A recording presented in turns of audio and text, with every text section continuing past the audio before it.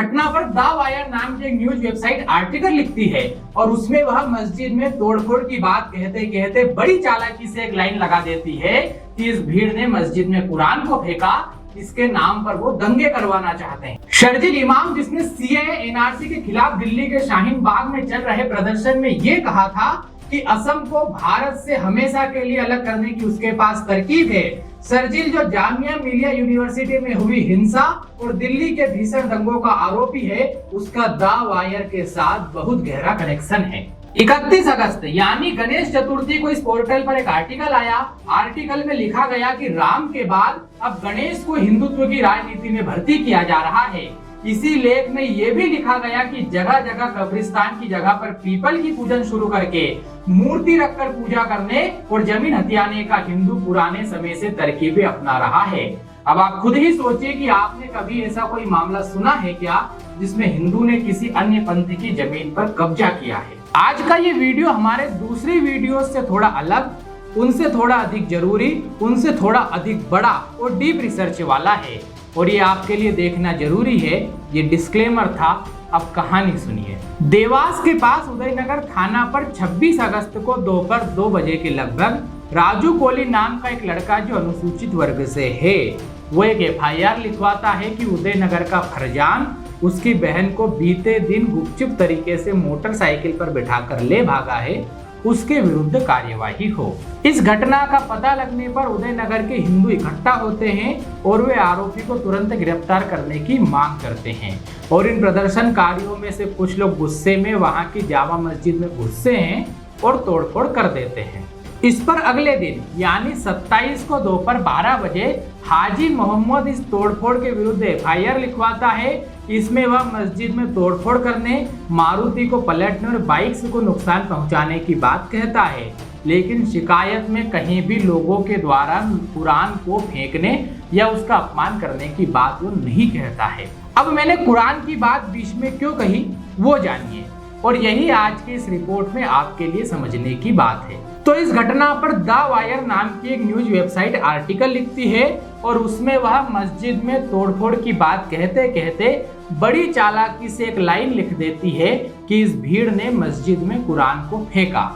ये स्थानीय निवासी के नाम से लिखा गया ताकि इन पर कोई शक ना करे, इनका नाम ना आए। और यह इसलिए लिखा गया क्योंकि अपने ग्रंथ के अपमान का सुनकर पढ़कर मुस्लिम समुदाय में गुस्सा आएगा, वो प्रतिक्रिया करेंगे और दंगे होंगे। हम इसे यह कहकर भी नहीं जाने दे सकते कि यह फ्लो में लिख गया होगा, क्योंकि वेबसाइट पर लिखे इस आर्टिकल को जब वायर ने अपनी फेसबुक पर शेयर किया तो कैप्शन में यही लिखा कि कुरान को फेंका गया। लेकिन सत्यता तो यही है कि कुरान फेंकी ही नहीं गई, क्योंकि ना ही ऐसा किसी फोटो वीडियो में आया, ना ही मुस्लिम ने अपनी एफआईआर में लिखवाया। और हमने इस बात की और अधिक पुष्टि करने के लिए उदयनगर के टीआई को फोन मिलाया तो उन्होंने भी इस बात को सिरे से नकारा। ये बातचीत सुनिए। जो 27 को उदयनगर में जो घटना हुई थी लड़की, उसमें द वायर करके एक मीडिया हाउस है दिल्ली से बड़ा, उसने ये चलाया है कि मस्जिद में कुरान फेंकी गई है हिंदुओं द्वारा। तो इसकी सत्यता क्या है? क्योंकि कहीं भी एफआईआर में और किसी मीडिया रिपोर्ट में ये नहीं आया कुरान फेंकी। हाँ, ये नहीं, कुरान नहीं फेंकी है, कुरान नहीं फेंकी है। अच्छा, ये तो झूठ है। ये झूठ है ना? हाँ, हम खुद गए थे मस्जिद में देखने के लिए। जी। ये तोड़फोड़ की ये बात सही है। जी। कुरान को हाथ नहीं लगाया। जी, ठीक है, धन्यवाद। अब यह तो पक्का है कि इस मीडिया हाउस ने यह गलत कहा, जानबूझकर कहा, मनगढ़ंत कहा, क्योंकि हमारी टीम ने इस मामले के बारे में प्रकाशित रिपोर्ट्स में 50 से अधिक रिपोर्ट्स, मीडिया रिपोर्ट्स और लगभग सारे वीडियोस देख लिए, लेकिन किसी भी रिपोर्ट में कुरान फेंकने की बात नहीं की गई थी। तो फिर इस मीडिया हाउस ने ऐसा किया क्यों? ये क्यों दंगे भड़काना चाहता है, उसे समझिए।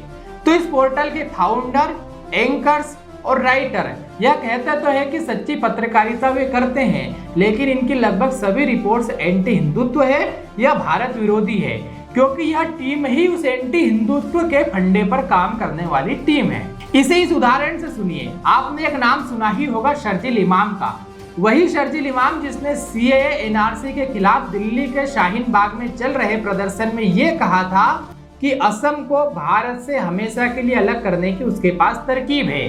शर्जिल जामिया मिलिया यूनिवर्सिटी में हुई हिंसा का भी आरोपी है और दिल्ली में हुए भीषण दंगों का भी, क्योंकि वो दंगों के समय दंगों के मास्टरमाइंड कहे जाने वाले आम आदमी पार्टी के विधायक अमानतुल्लाह खान के साथ देखा गया था।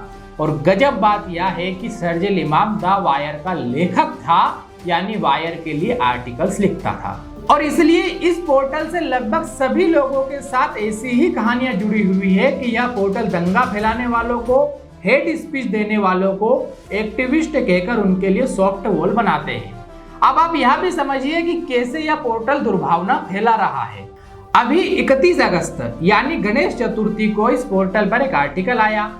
आर्टिकल का शीर्षक था कि राम के बाद अब गणेश को हिंदुत्व की राजनीति में भर्ती किया जा रहा है। इस लेख में यह भी लिखा गया कि जगह जगह कब्रिस्तान की जगह पर पीपल की पूजन शुरू करके मूर्ति रखकर पूजा करने और जमीन हथियाने का हिंदू पुराने समय से तरकीबें अपना रहा है। अब आप खुद ही सोचिए कि आपने कभी भी ऐसा कोई मामला सुना है क्या जिसमें हिंदू ने किसी अन्य पंथ की जमीन पर कब्जा किया है। एक और एग्जाम्पल ले लीजिए, हिमा दास का नाम हम सभी जानते हैं। असम के छोटे से गांव से निकलकर हिमा ने देश का दौड़ में नाम रोशन किया। हिमा अपने लोकल कल्चर का सम्मान करते हुए हर जीत के बाद असम की पहचान यानी वहां का गमछा पहनती है, लेकिन द वायर को इसमें इनसिक्योरिटीज दिखती है। लेकिन हिजाब के समर्थन में कई लेख इस वेबसाइट से प्रकाशित हुए हैं।